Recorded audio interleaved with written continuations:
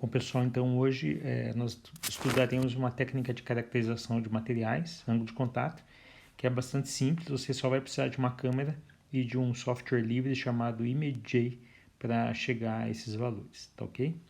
Bom, primeiramente a gente precisa definir o que é tensão superficial. Então, tensão superficial nada mais é do que uma propriedade encontrada nos materiais referente a moléculas que estão na superfície desse material.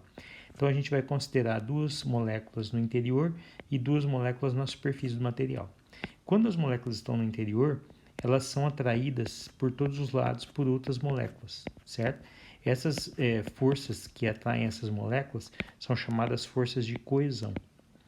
E na superfície você não tem moléculas acima das moléculas da superfície. Então, na verdade, elas estão menos atraídas. Então, quando a gente considera moléculas do interior, você tem quatro forças agindo, né? Então, aqui você tem quatro forças agindo. No caso das moléculas da superfície, você tem três apenas de quatro forças agindo. Então, o que representa isso? Representa que as moléculas da superfície estão 25% mais livres. E se elas estão mais livres, elas possuem uma elevada energia. E se elas têm elevada energia com relação às do interior, elas vão então ter uma maior tensão. Esse fenômeno, por exemplo, é o que explica a formação de gotas esféricas em líquidos, né? Então, as gotas esféricas dos líquidos são explicadas pela tensão superficial. E aqui nessa figura a gente tem um clipes de ferro flutuando em água, né? E por que isso é uma figura interessante de se observar? É porque a densidade da água, como você vê na tabela, é 1 e a densidade do ferro é 8. Então, mesmo com uma densidade maior, esse material de ferro ele flutua na água, assim como agulhas, né? Claro que se você pegar materiais muito mais pesados, você não vai observar esse fenômeno, mas com materiais mais leves, isso daí é possível e só é devido à tensão superficial. Agora, como a gente define tensão superficial? Então, tensão superficial é uma força que se opõe ao aumento de superfície, certo? E qual que é a superfície? Qual que é a unidade dessa propriedade? Então, unidades. A unidade mais comum da tensão superficial é o Newton por metro. Agora, você também pode multiplicar em cima e embaixo por metro, né? Matematicamente não muda nada, e aí você vai ter Newton vezes metro por metro vezes metro, o que seria o joule dividido por metro quadrado. Então, você considera o joule, né? A gente considera como unidade de energia. Então, você pode definir a tensão superficial como uma força que se opõe ao comprimento, ao aumento de comprimento na superfície, ou uma energia que se opõe ao aumento de área na superfície, ok? Então, aqui a gente tem algumas tensões superficiais de alguns líquidos, que a gente vai representar a partir agora a tensão superficial por gama, e tem que lembrar que tensão superficial ela é devida a forças de coesão. Então, quanto mais unidos estiverem os átomos da substância, maior serão as tensões superficiais, certo? Então, para a gente analisar isso, vamos pegar a estrutura desses líquidos que eu trouxe para vocês. O hexano é H3C, CH2,4, CH3, é um hidrocarboneto. A água é H2O, vou representá-la por HOH, vocês vão ver daqui a pouco por quê. E o éter etílico é H3C, CH2O, CH2, CH3, certo? Já o álcool etílico é H3C, CH2OH. O que a gente pode perceber? A gente pode perceber que entre esses quatro líquidos, dois deles têm o grupamento hidroxila. E o grupamento hidroxila, ele dá às substâncias a possibilidade de serem unidas por ligações de hidrogênio. Ligação de hidrogênio, que é uma força muito intensa que une as moléculas. Então, o que a gente pode destacar? A gente pode destacar que a água e o álcool etílico terão, então, maiores tensões superficiais. Então, os valores do hexano é de 18 milinewtons por metro, lembrando que esse primeiro M minúsculo é de milho, o segundo é de comprimento, né? Da água de 73 milinewtons por metro, o do éter etílico é de 17 milinewtons por metro e do álcool etílico é de 23 milinewtons por metro. Então observe que realmente a água ela tem uma tensão superficial extremamente elevada quando comparada aos outros líquidos. Bom, só que essas tensões superficiais, quando a gente está em sistemas macroscópicos, a gente pode desconsiderar ou negligenciar. Então eu peguei aqui um exemplo de um cubo de aresta igual a 1 metro e também um cubo de aresta igual a 1 centímetro.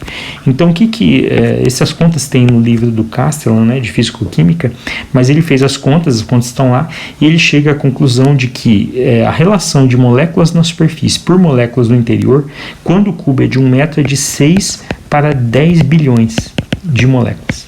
Então observe, a cada 6 moléculas que você tem na superfície, você teria aí 10 bilhões de moléculas no interior.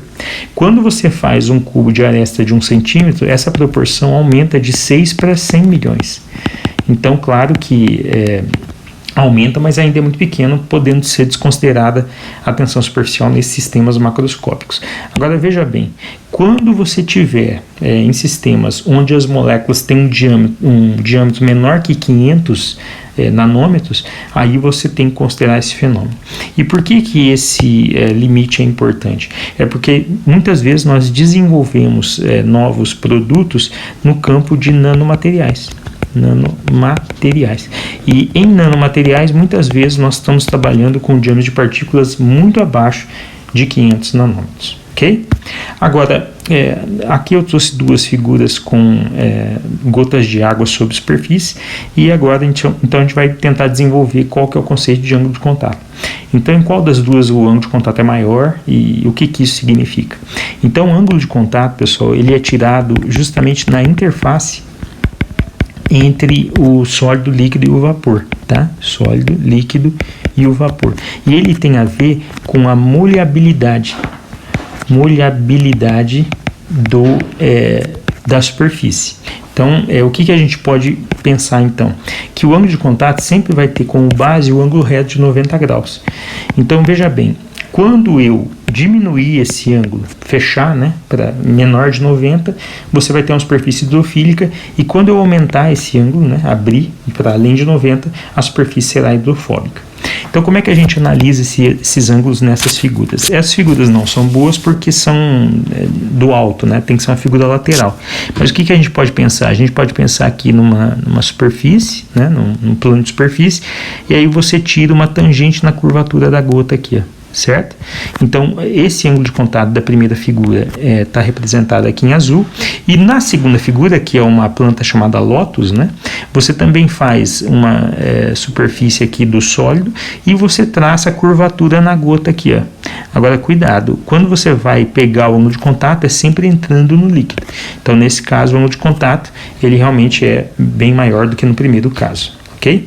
Então vamos escrever aqui para vocês. Ó. Quando o θ for menor que 90 graus, a superfície é chamada de hidrofílica, e quando o θ for maior que 90 graus, a superfície é chamada de hidrofóbica. Então vamos só lembrar aqui os termos, né? Filia é afinidade e hidro é água. Então tem afinidade com água, e fobia é aversão, e hidro é água, tem fobia de água. Então aqui a gente tem a equação de Young, que mostra uma figura frontal aqui do líquido em contato sólido, como eu disse que era mais interessante para a gente analisar o ângulo de contato. O detalhe importante é esse aqui, pessoal. Se você pegar um sólido, uma superfície sólida, onde você tiver um grande espalhamento do líquido, então o que você vai perceber? Você vai perceber que o teu ângulo de contato é extremamente pequeno. Quando você tiver uma superfície sólida, onde você tiver o líquido se contraindo, o que você percebe? Que o teu ângulo de contato agora, ele vai ser extremamente grande. Okay?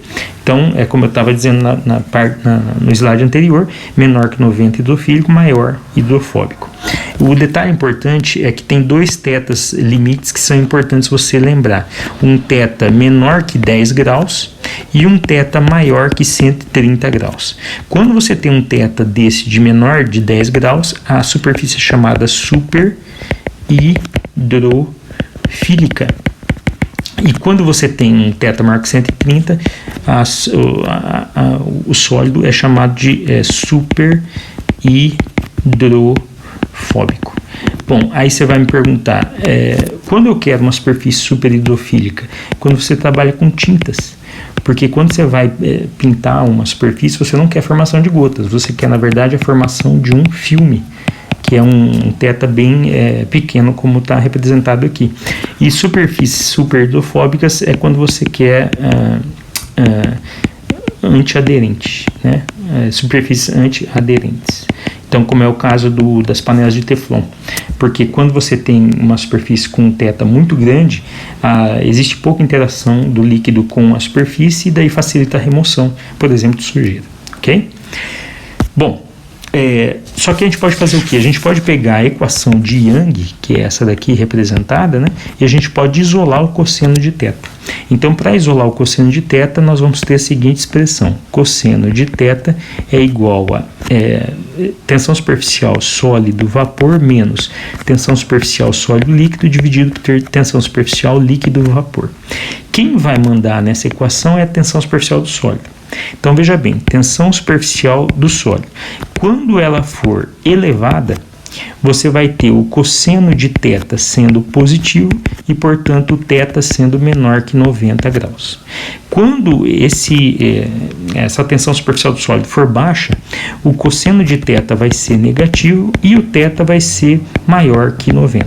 Então, a gente já viu, né? No primeiro caso, a superfície é hidrofílica. E no segundo caso, a superfície é hidrofóbica, certo? E aí, para analisar isso, vamos pegar aqui a tensão superficial da água, né? Que a gente já conhece, é 73 milinewtons por metro. E aí vamos pegar dois sólidos. Então, tensão superficial do vidro e tensão superficial do teflon, certo? Teflon. Então, do vidro, ele é 1000 milinewtons por metro e do teflon é de 18 milinewtons por metro. Então, olha só, imagina a questão do vidro. O vidro tem uma elevadíssima tensão superficial, então ele cairia em qual caso? No primeiro caso, cosseno de teta maior que 0 e teta menor que 90. Portanto, o vidro é uma superfície hidrofílica. E dá para explicar quimicamente isso. Por quê? Porque o vidro é constituído de sílica, que são ligações entre silício e oxigênio. Só que na superfície, o silício está ligado ao OH. E OH, SiOH, são chamados grupos silanol. E como ele tem a hidroxila, ele vai ter então uma forte interação com a água e aí você vai ter uma superfície realmente hidrofílica com um baixo ângulo de contato, ok? Só que a rugosidade, ela também altera o ângulo de contato. Então, para a gente analisar isso, eu tenho dois modelos. Um deles é o modelo de Wenzel. Então, para a gente fazer a correção pelo modelo de Wenzel, a gente coloca a equação como sendo cosseno de teta aparente é igual a R vezes cosseno de teta de Young. Então, o segundo teta é o teta de Young, que é considerando a superfície plana, e o primeiro cosseno de teta, que o teta é chamado teta aparente, quando você considera a rugosidade do seu material. E como é que a gente define esse R? Esse R é a área superficial real dividido pela área total, a área plana, certo? Então, o que a gente pode perceber? Que quando você considera a rugosidade, sempre você vai ter uma área maior do que a área considerada plana. Então, esse R vai ser sempre maior que 1, tá? Então, eu vou supor, um exemplo aqui que eu já fiz os cálculos em casa, supor um R igual a 1,1, certo? Então, supondo R igual a 1,1. R igual a 1,1. Então, olha só, eu já fiz as contas em casa. Quando o θ é 50 graus, quando você aplica o modelo de Wenzel, esse θ aparente ele vai para 45 graus. E quando um θ, por exemplo, colocando aqui um valor de 120 graus, o teu θ aparente pelo modelo de Wenzel vai para 123 graus. Então, qual que é a conclusão? A conclusão é que esse modelo de Wenzel intensifica a característica da superfície, certo? Superfície. Aí você vai me perguntar, poxa, mas como é que a gente pode explicar isso, né? Veja bem, com um θ igual a 50, significa que a superfície é hidrofílica, então ela gosta do contato com a água. Então, se eu aumento a área, para ela é melhor. Por isso que o θ fica ainda menor. Então, para as superfícies hidrofílicas, pelo modelo de Wenzel, ele fica ainda mais hidrofílico quando você considera a rugosidade. Agora, se o θ é 120, quer dizer que ele não tem afinidade com a água, ele é hidrofóbico. Então, se eu aumento a área, é pior. Então, ele fica ainda mais hidrofóbico, tá? Então, ele intensifica a característica da superfície. Já no modelo de Cass-Baxter, o que nós temos é que os sulcos criados nessa superfície, nessa rugosidade, eles são tão próximos que aí você cria aqui bolsas de ar. E essas bolsas de ar, elas diminuem o contato entre o sólido e o líquido. Então, nesse caso, a equação que representa esse modelo é cosseno de θ igual a -1 mais uma fração que multiplica o cosseno de θ de Young, né, mais 1.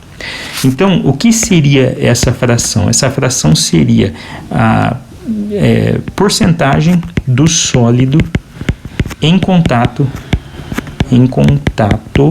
com o líquido, certo?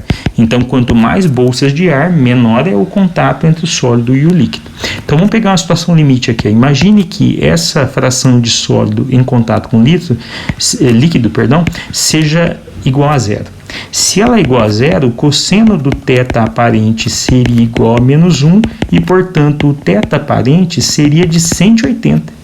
180 graus, pessoal, é o limite máximo de hidrofobicidade.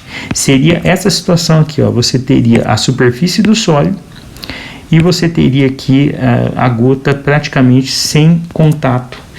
Deixa eu até fazer mais por cima aqui, a gota praticamente sem contato com essa superfície, né? Que seria esse caso aqui. O que é importante você observar é que nesse caso do modelo de Cass-Baxter, há sempre uma tendência à hidrofobicidade. Tá? Então não é igual ao modelo de Wenzel, né? Lá, quando era hidrofílico, ele ficava mais hidrofílico, e quando era hidrofóbico, ele ficava mais hidrofóbico. Aqui não, aqui ele sempre vai ficar mais hidrofóbico nesse modelo.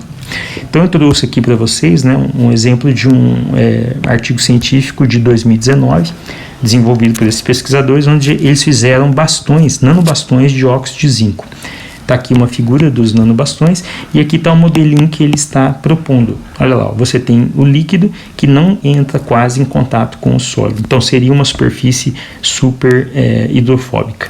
E quais os resultados que ele chegou? Então, olha só, ele fez esse material com a base polimérica.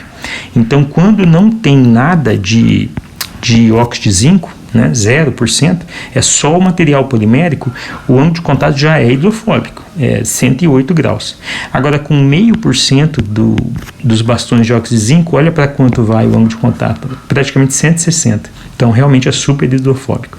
Então, o que ele colocou aqui? Ó? Ele colocou um material sem óxido de zinco, que é um polímero, deixou 6 meses em ambiente marinho, e aí você teve aqui uma adesão de material nesse substrato que ele produziu. Com 5% de bastões de óxido de zinco, ele não teve um bom resultado, continuou tendo adesões. Agora, com 0,5%, Olha aqui, ó, após 6 meses em ambiente marinho, praticamente não houve adesão, provando realmente que você tem um material super hidrofóbico sendo produzido. E olha aqui qual que é o modelo que ele usou para explicar os seus resultados. O modelo de Cassie Baxter, que a gente citou anteriormente, tá ok? Aqui uma figura do nosso grupo de pesquisa. A gente também está desenvolvendo materiais de óxido de zinco, né, na forma de esferas, e a gente conseguiu chegar a esse material na forma de bastões, mas ainda não fizemos as medidas de ângulo de contato. Bom, para saber mais, é só acessar então os sites da Universidade de Durham e do MIT nos Estados Unidos, que as informações vão estar todas lá. Obrigado.